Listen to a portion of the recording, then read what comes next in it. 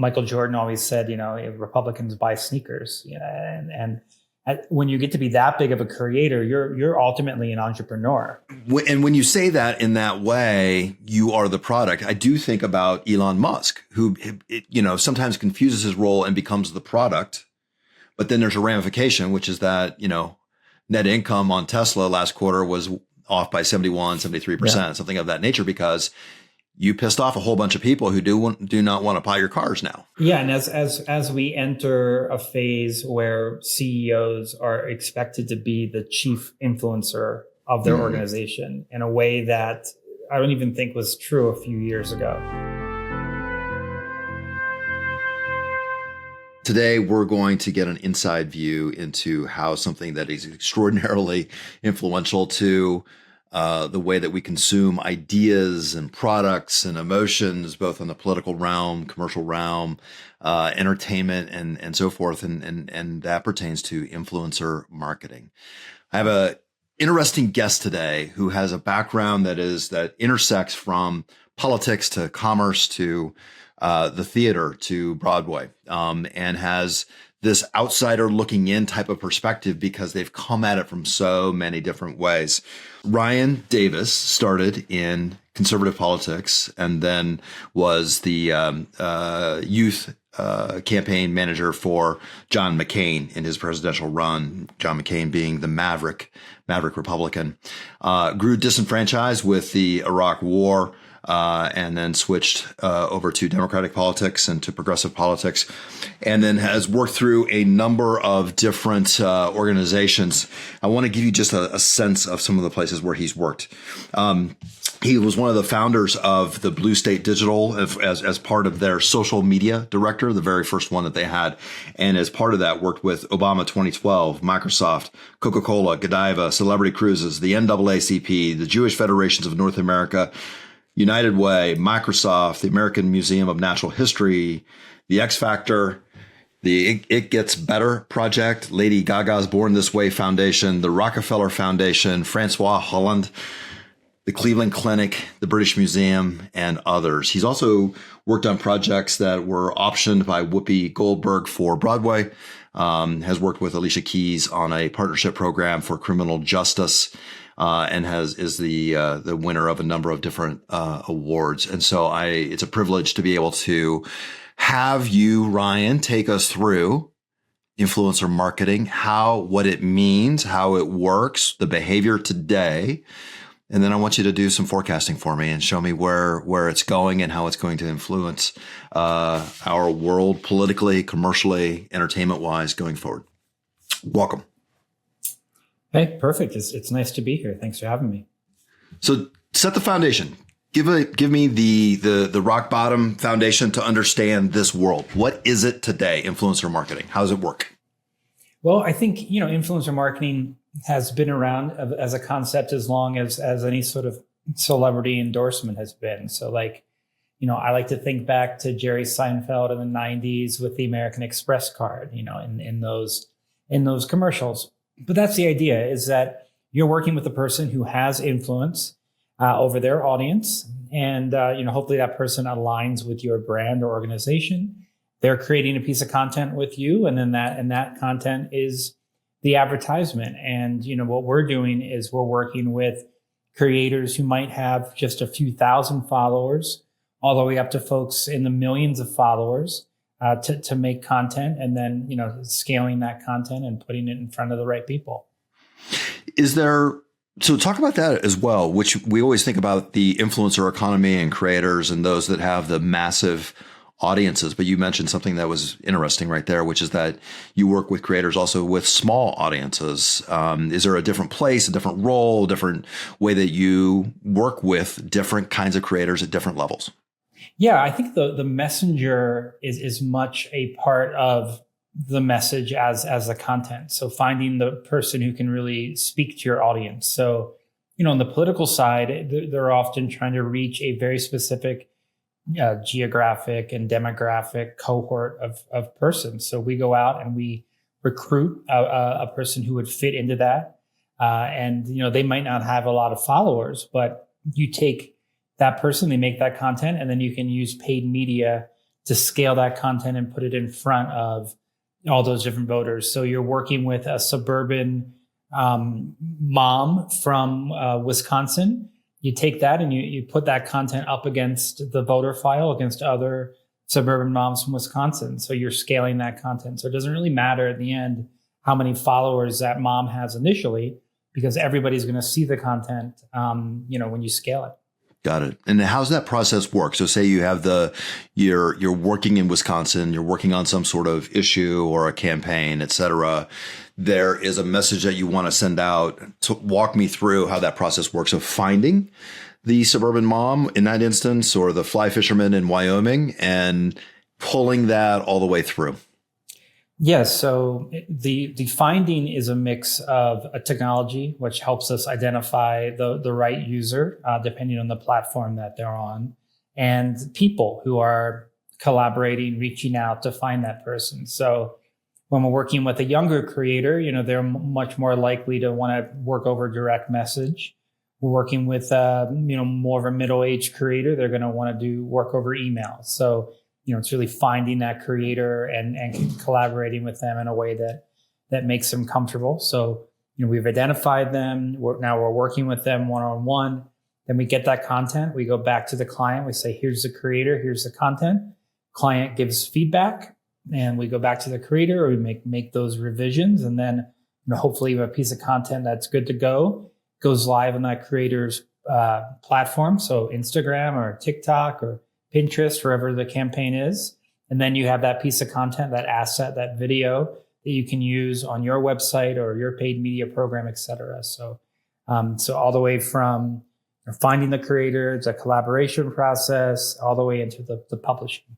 Yeah, so it's a quite collaborative process. So you're working on messaging or the imagery or how it's presented, and that's a back and forth exchange between the influencer or the creator and the client. Yeah, and the best performing content is definitely content where the creator has a lot of leeway to make the content creatively sort of work for them. So the clients who come to us with super specific way they want the content to be, they're going to have less success than a client who comes to us and says, here's the message, here's the call to action, but I trust the creator to speak to my audience in the way that the creator having more opportunity to kind of be creative, you're going to get better content. Right. And how does, so if I saw a creator that I was following, and we'll continue with the example of that suburban mother in Wisconsin, and they're in my list and on Instagram or TikTok, and so their content comes up, a certain portion of that content will be the typical issues that they're focused on. And then interleaved within that will be something which is a paid program behind it. Is that correct? Is that fair? Yeah, exactly. So, we work with creators who might partner with other brands, organizations, and we work with creators that might be their first time, doing a brand partnership. But we are looking for creators who can, speak authentically, who are not doing only brand partnerships. You want somebody who's still got that sort of authentic, that kind of credibility. So you don't want somebody who does too many brand partnerships. Right. My assumption is also that the platform would be aware of some of that and may filter or gatekeep some of the content if it is like too much paid content that's getting pushed through. Yeah, certainly. The creators with the highest engagement rate are going to have a diversity of content and going to want to balance that out for sure. Yeah. Interesting. I mean, one of the thoughts that I have, kind of bigger picture is that media is so influential to, the largest issues of the day. Who's president? I mean, in the day of radio, FDR was a commanded radio for the purposes at that point in time through the Depression and World War II. And then when TV came on, JFK really became president because of the power of television, and Nixon didn't, because he didn't perform particularly well physically as a candidate. We've gone through other iterations, those who got onto internet and figured out email campaigning, and then, social media in its early days, whether it's Facebook and other platforms like that. we now have at the pinnacle of attention, the attention economy, are people like President Trump and Elon Musk and other characters like that who really work well in the attention economy and being able to drive that traffic towards them. Talk to me a little bit about that in terms of what you see today, in terms of those trend lines and how they've been able to use it, but also I think it's an illustration of how fast these things move, and that what we might see over the next 2 to 4 years might be quite different. It could shift. Yeah, well, I think what has happened that which won't shift in the next several years is the sort of decentralization of brand messaging and brand creative. So there was a long time when the brand would have a social media channel and the brand would communicate. And what we've seen is through creators and influencers and all these digital media properties is there's just a lot of folks who have voices. And if you work with these folks who have built their own audiences, you're kind of buying immediate credibility into all these different spaces. So, that's sort of the idea of influencer. And I think of influencer as, sure, there's the social media people, the beautiful folks who live in New York and Los Angeles who make content about fashion and travel.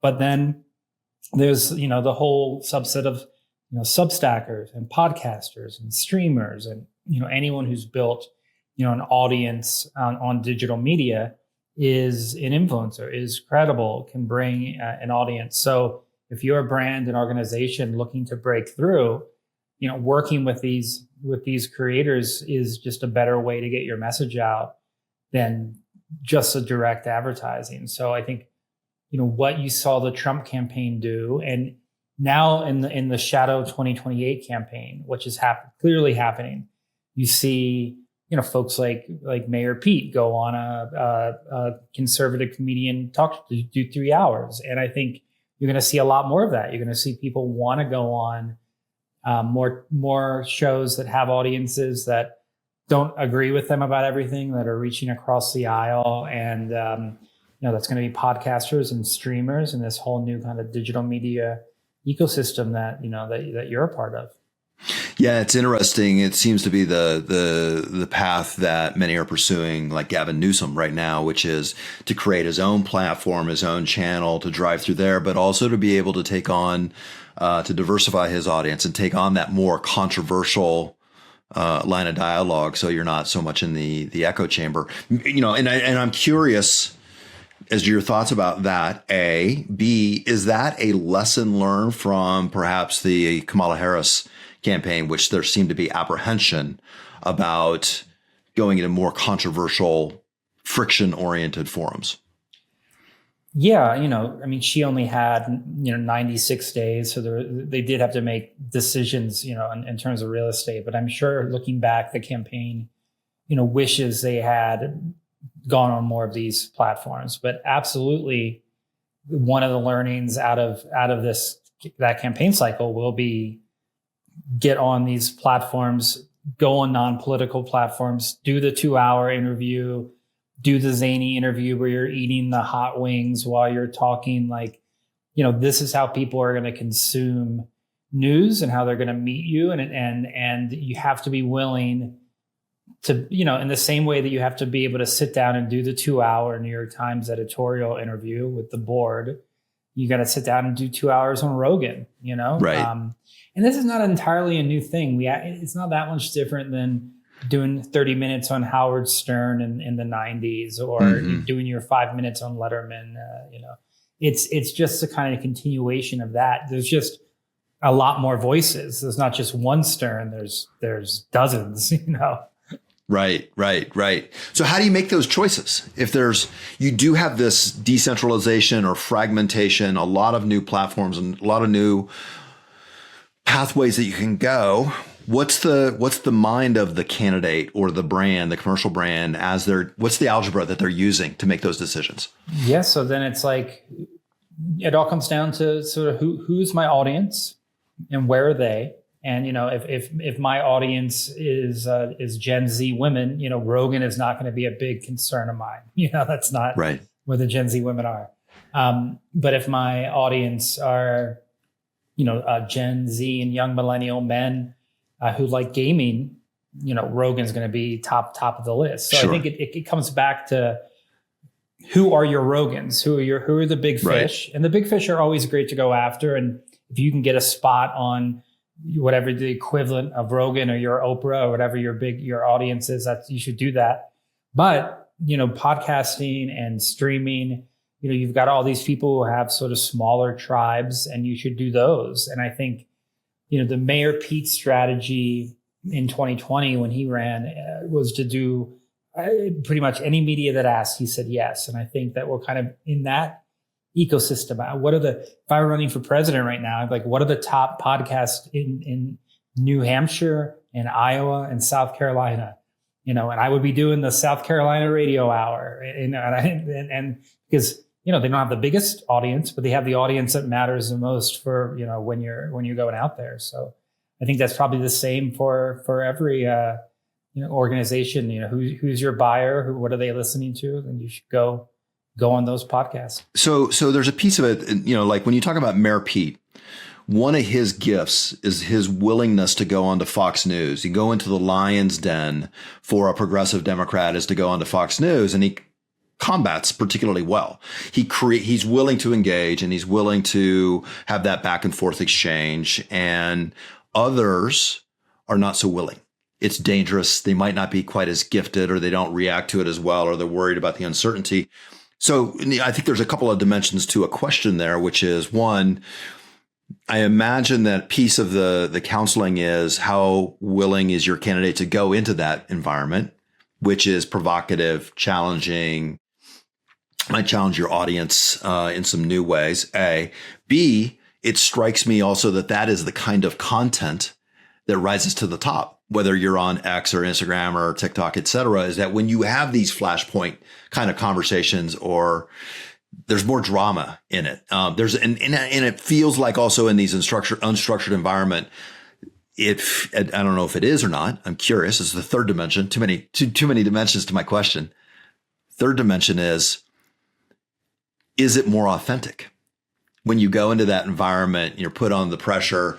There's less time for the key messaging. It's not as pat as if I went on to the Sunday morning news program where I've thought about or rehearsed a response and we've got 22 minutes and that's all we're going to have. Whereas you go into a 3-hour Rogan or a hour and a half Call Her Daddy, it's different. So too many questions. Apologies there. But if you could kind of delayer that for me and how to think about that. Or I think people, there's this whole idea of the parasocial relationships that you have. People have a relationship with a podcast host that they listen to a lot, where they're in their ears and it's very intimate and they're talking a lot. And it's like my dad used to listen to talk radio in the 90s. I could hear Rush coming from the other, it's like a direct into the brain sort of thing. And, so they've got a lot of credibility with their audiences. And the kind of podcasts that have become really popular are ones that are, more stream of consciousness, more around a lot of issues. So when you listen to Rogan, you might start in one place and end up in an entirely different place. And I do think one of the skills of a modern day politician is navigating, whatever the modern day media ecosystem is. So for FDR, it was being really good on radio. For Kennedy, it was being really good on TV. For 2028 campaign, it's going to be, are you comfortable having an hour and a half long conversation, on streaming while there's people typing and while there's, that's a media environment you have to adapt to. So people will either be good at it, like Mayor Pete, like AOC on certainly the conservatives have I think have folks that have kind of more grown up on that media environment.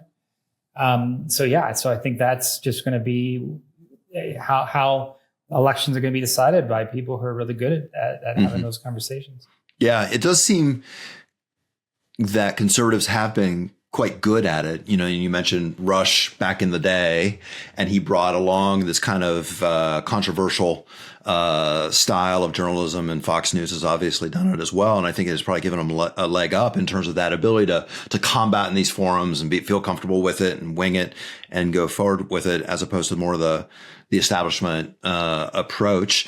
Do you see that changing? Do you see the balance of power? Do you see young candidates coming up through Democratic politics, for example, that you think they're getting it? Gavin Newsom's trying to, and he's a big name, and he's probably, in that peak of the establishment. Are there others that are, running for Congress or governor or mayor's races, et cetera, where you're like, ooh, this is liberal or progressive candidate, but they're willing to go and they're willing to play that game? Yeah, I think we're already seeing people like Deja Fox, who's a 25, is running for Congress in Arizona, and she's a content creator. So she's running a very internet first, content first campaign. That's really interesting. But I think what makes a candidate a superstar is when the candidate meets the moment and the media is right for the candidate. So in 2008, Obama really fit like the conversations the internet was having, like who the internet wanted. In 08 and 2012, he was a sort of perfect whisperer of all that. Trump's a TV animal. He was born and raised in the mean streets of New York TV in the 80s and the 90s. He understands like how the media works from the tabloids on up, and so had a lot of control over that. So as we head into these new situations, some of these people are going to arise. I think Cory Booker has a smart team, but yeah, when we're looking at some of the folks who are running now for Congress, or some of the folks we haven't even heard of yet who are going to be running, there's going to be people who are natives to these platforms who are going to do really interesting things. What else do you see emerging over the next, call it the 2026 midterms, the 2028 presidential election year, et cetera? You mentioned, somebody like Trump came up through the 80s. He's been at the media game. It's media strategy first led presidency, which is, what's going to work with media. And I drive towards that, and then we'll see where the chips lie. There's probably a certain amount of fatigue that will set in with that strategy. So there has to be a new strategies which fill the void. Obama worked well in 2008. And then, you see the rise of Donald Trump, and rising through that. What do you see coming along? You mentioned a couple of candidates, but what techniques or what opportunities, or what's the evolution here? So if we look at, I think 2024 was very much for influencer what 2008 was for social media. So I think influencers are going to be a given going into this next cycle. It's going to be a big deal. What I thought we only kind of started to see was that more of that AI influence. And when you say AI, that can mean a million things, like because AI is going to influence campaigns on every possible vertical, from like how people knock on doors to like the messages they're receiving over social media. But we just saw a few startups on both sides of the aisle. We saw investment on both sides of the aisle. And 26 is going to be like a tester of like, I'm going to see some more stuff in the field. And then 28 is going to be crazy. There's going to be, every ad you see is going to be generated because it knows that Chris lives there and he's voted like this and he subscribes to this magazine. So you're going to see that ad, so that's what's coming. Incredible personalization at scale brought on by AI, and whatever else AI will do to all these different verticals that, any startup's going to have to deal with. Yeah. So is that the nature of the startups that are AI startups that are getting investment in the political realm, which is, I assume that they're consuming a tremendous amount of data, which is, all the demographic data, the voter rolls, past voting histories, the socio-demographic and geolocation data associated with it. And then you map that all through AI and be able to deliver that hyper-specialized, hyper-personalized messaging.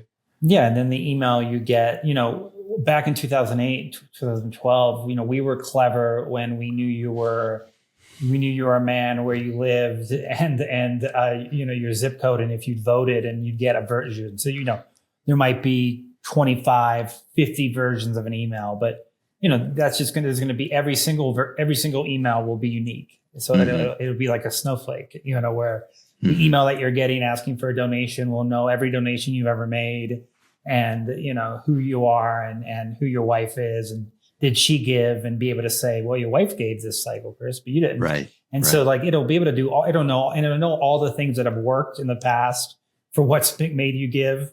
Yeah. So, you can only imagine how effective, but that'll be happening. Politics is always a place where people try new technology because it's like the stakes are high, and like, your startup, your campaign's not going to exist if your candidate loses. So you might as well go for it. Right. But you're going to see this sort of personalization in sort of every vertical. Yeah, super interesting.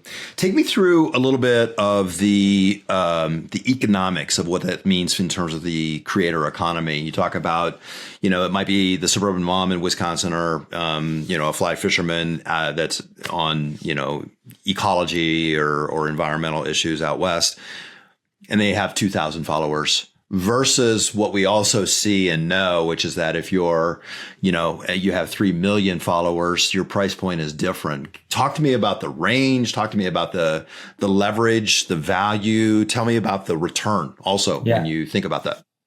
So, somebody who has a few thousand followers, might charge a few $100s for a video, and then that price can go up. We've had people we've paid hundreds of thousands of dollars for content.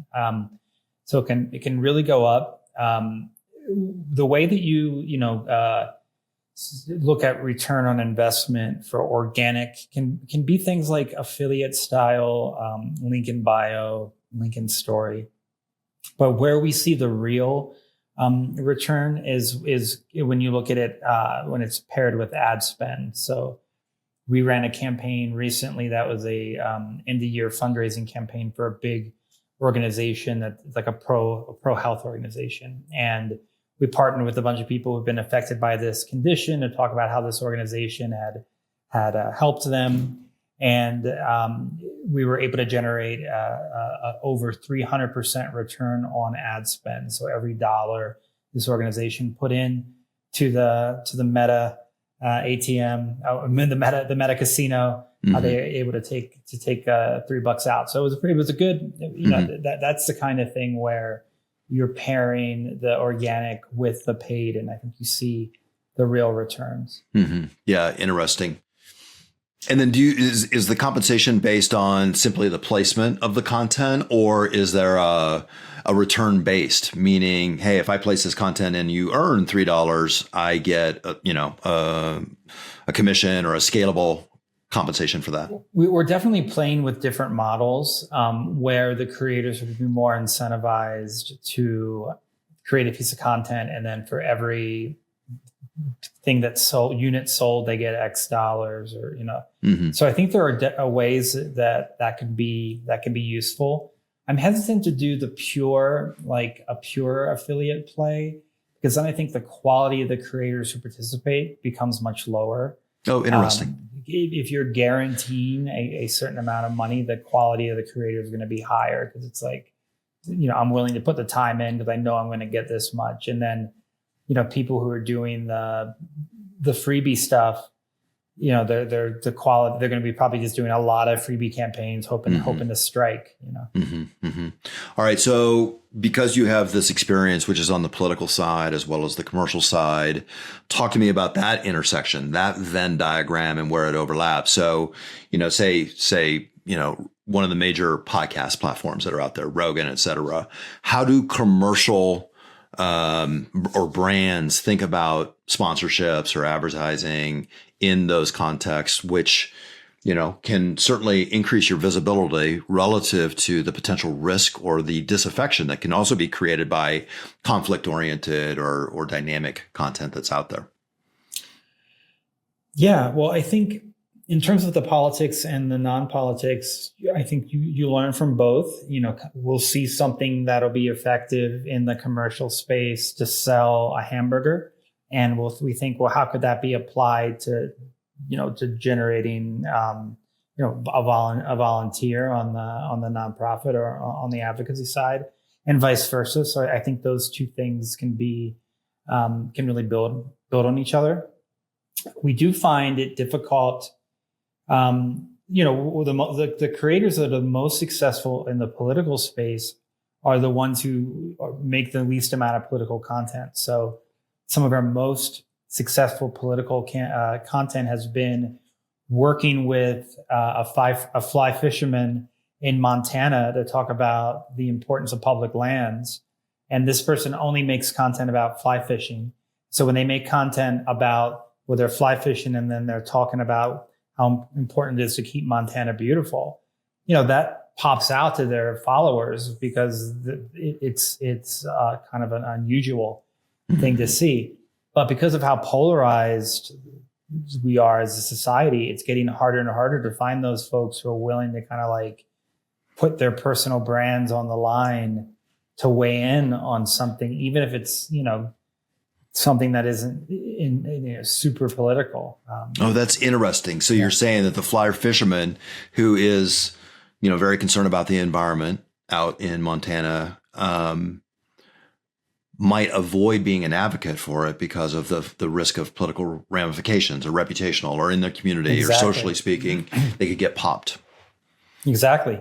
Even though for the client, they're a dream messenger. Yeah. Interesting.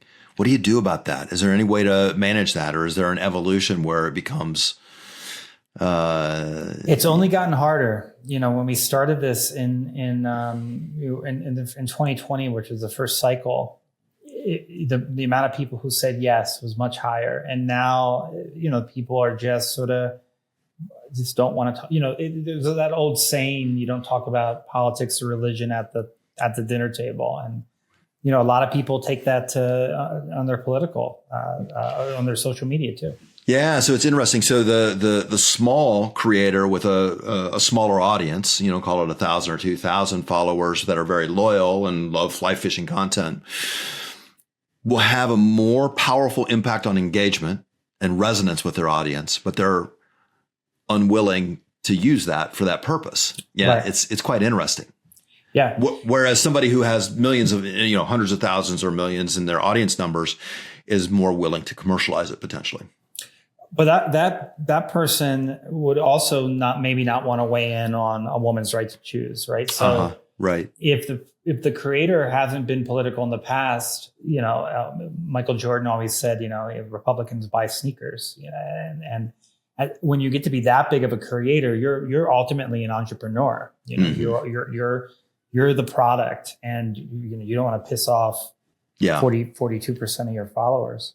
And when you say that in that way, you are the product. I do think about Elon Musk, who, sometimes confuses his role and becomes the product.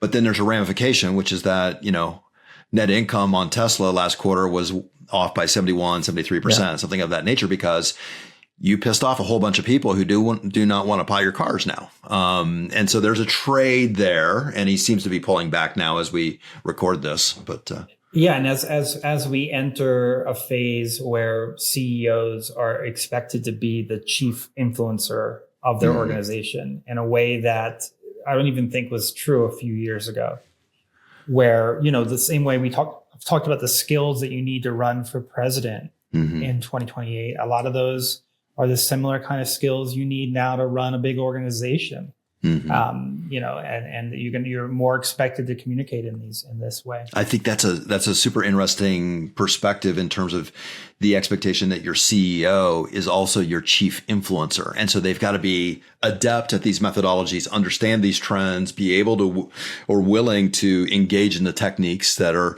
necessary to manage the reputation on a different platform with a different context around it. Exactly. Yeah. Very interesting when you take a guy that was a CFO or the chief accountant or a great sales guy, and all of a sudden it's like, by the way, you're the chief influencer. Yeah.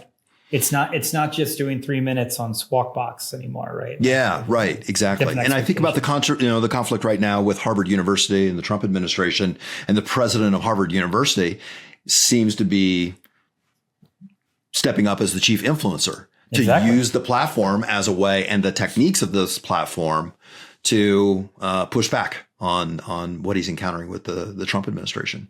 Yeah. If that's fair. I don't know. Maybe it's not. Super interesting. One of the interesting things also that I wanted to talk about is, so you are a longtime New Yorker and have this diverse experience, et cetera. If I can share, you live a nomadic lifestyle now. And when we first talked, you were in Romania, and today you're in Mexico City.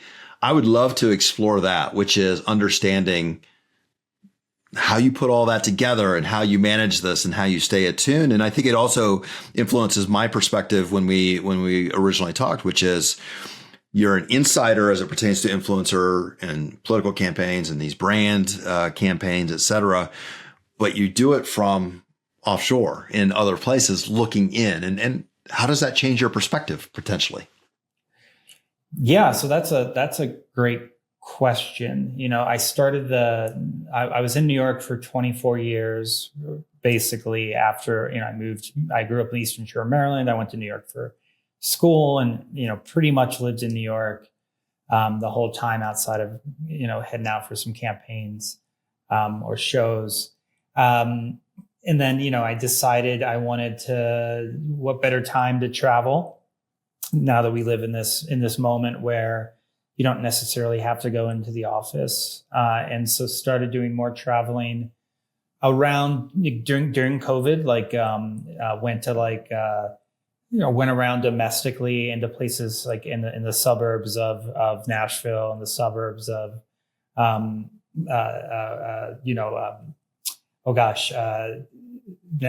Nashville, Knoxville, all these Asheville, Mm-hmm. A lot of vills out there. Mm-hmm. And so got to experience that. And then wanted to kind of travel around. And so I've learned Latin America and then spent the last few months in Europe. And then in terms of like looking in, it's interesting because I always feel like the internet, and I was an internet kid in the 90s, which was a very specific thing to be. You had to make a choice to be on the internet. It wasn't like, you were automatically on it like you are today. But I always feel like I've been monitoring the internet from the internet. And so even though I'm abroad, the internet that I'm seeing, is the stuff that I've curated. And then I guess the most local stuff you see is it seems like Facebook and Twitter they both sort of feed me localized content. So I'll see like Romanian content or I'll see Colombian content. I also think that podcast advertising is really fast at it. So I'll get like language content when I'm in like Germany. I'm like, oh, that's a German ad. That's really fast. So yeah, I guess it's a long way to answer that. I don't know that it feels that different, than when I was in real life places. Yeah, interesting. You've been doing this also for a while.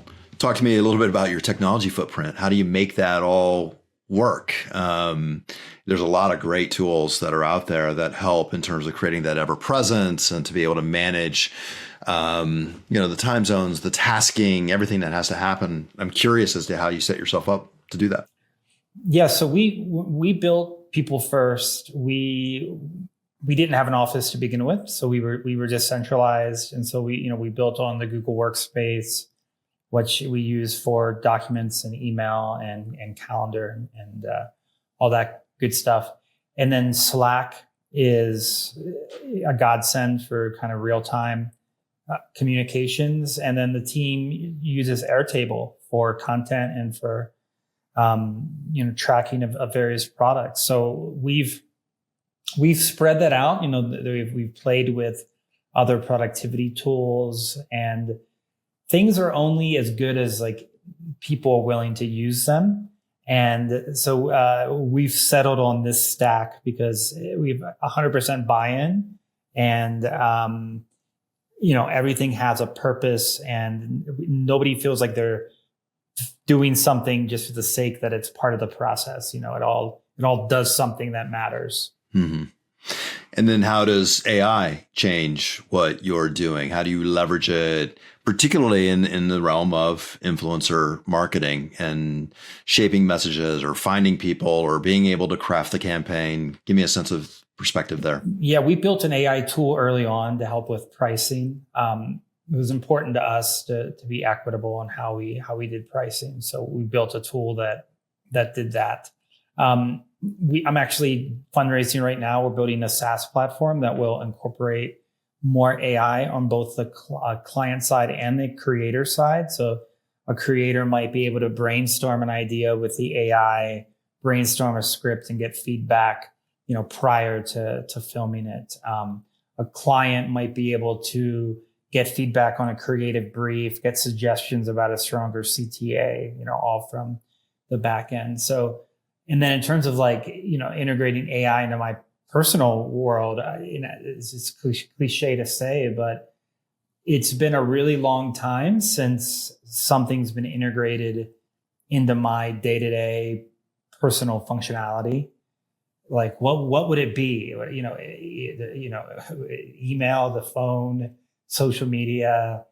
I think the AI integration is as big as any of those things. Like I have ChatGPT tab up, all day long, and I'm using it for various things. I know all its limitations, and I think the difference between somebody who's good at using LLMs at this point and somebody who isn't is a person who understands the limitations of the AI and is reading it and making sure everything makes sense and is not just trusting the AI to get it right. But it's an incredible tool. Yeah, absolutely. In your particular business, which is about recruiting audiences and engaging with them and finding new ways to do so. And I think just to stay relevant, you have to create, you have to find these trends and build on the trends wherever they might come from. Talk to me a little bit about any potential abuses, particularly in the creator economy, whether it's deep fakes or otherwise. Give me a sense of what to look for. Yeah, I think there is the idea that creators could have their image and likeness stolen and then used in ads is a very real thing. Both you and I have enough content on the internet to easily create virtual versions of us and make us say and do anything, right? So if we do, imagine like the amount of people that could be created. It is. I think that the platforms are going to continue, and this is something that they have interest in as well, but making it clear what's AI content and what is not. And right now it's very the creator has to kind of specify, but I do think that'll get more,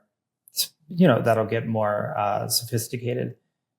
In a perfect world, governments would step in. Like it would be illegal for a company to take Ryan Davis's likeness and to scale it and use it in an ad.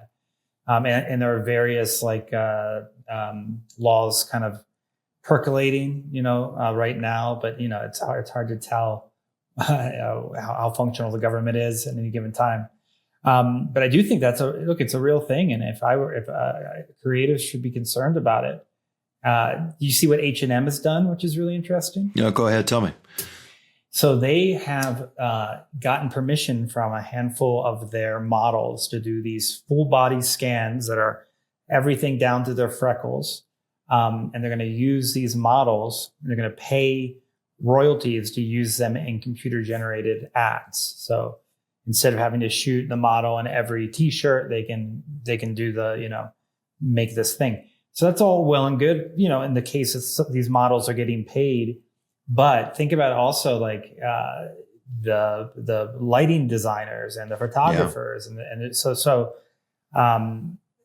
it's interesting. Again, they're paying the creator, the model, because they're doing it on the up and up. But anybody could do that. They don't need that fancy software.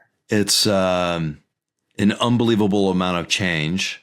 I try not to overreact when you think about how fundamental that shift is, like with your example, which is, if you do that with 6 models, that means that there's an additional 30 that you might have hired that you won't, because you can use these on a replicated basis going forward.